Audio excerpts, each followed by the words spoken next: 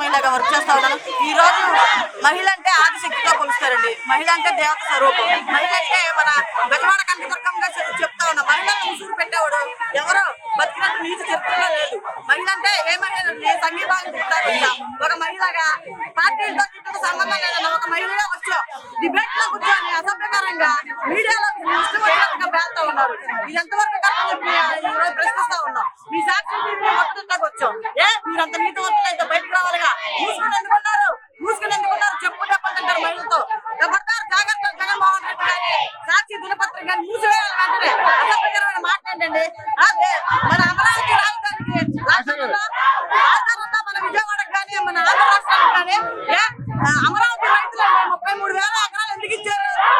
అమరావతి రైతుల బిడ్డల కోసం భవిష్యత్తు కోసం ఇచ్చారు. మీరు అలాంటి వాళ్ళని పట్టుకొని అలా కించపరిచే విధంగా మాట్లాడడం సభ్యత కాదు. ఎందుకంటే మన భవిష్యత్తు రాష్ట్రంలో ఉంది కాబట్టి మీరు ఆ మాటలను వెనక్కి తీసుకుని మీరు చేసిన తప్పులు హోమ్ మినిస్టర్ అంతా మేడం గారు అలాగే రాకుండా సైన్య గారు మీరు వెంటనే వీళ్ళు డిబేట్ లో కూర్చున్న వాళ్ళిద్దరినే మీరు వెంటనే అరెస్ట్ చేయాలని చెప్పేసి ఈ సందర్భంగా మేము డిమాండ్ చేస్తా ఉన్నాం. మా తెలుగుదేశం పార్టీ కావచ్చు, మా పార్టీ కావచ్చు, అయినా సరే ఎవరికైనా అన్యాయం జరగకూడదు. మా బాబు గారు కిరణ్ అనే వ్యక్తిని అసభ్యంగా మాట్లాడినందుకు భారతిరెడ్డిని వెంటనే సస్పెండ్ చేశారా లేదా పార్టీ నుంచి? అలానే మీరు బరితెగించి మీ నాలుగులన్నీ కోసేయాలన్నమాట. కోస్తే గానీ ప్రాయశ్చిత్తం ఉండదు.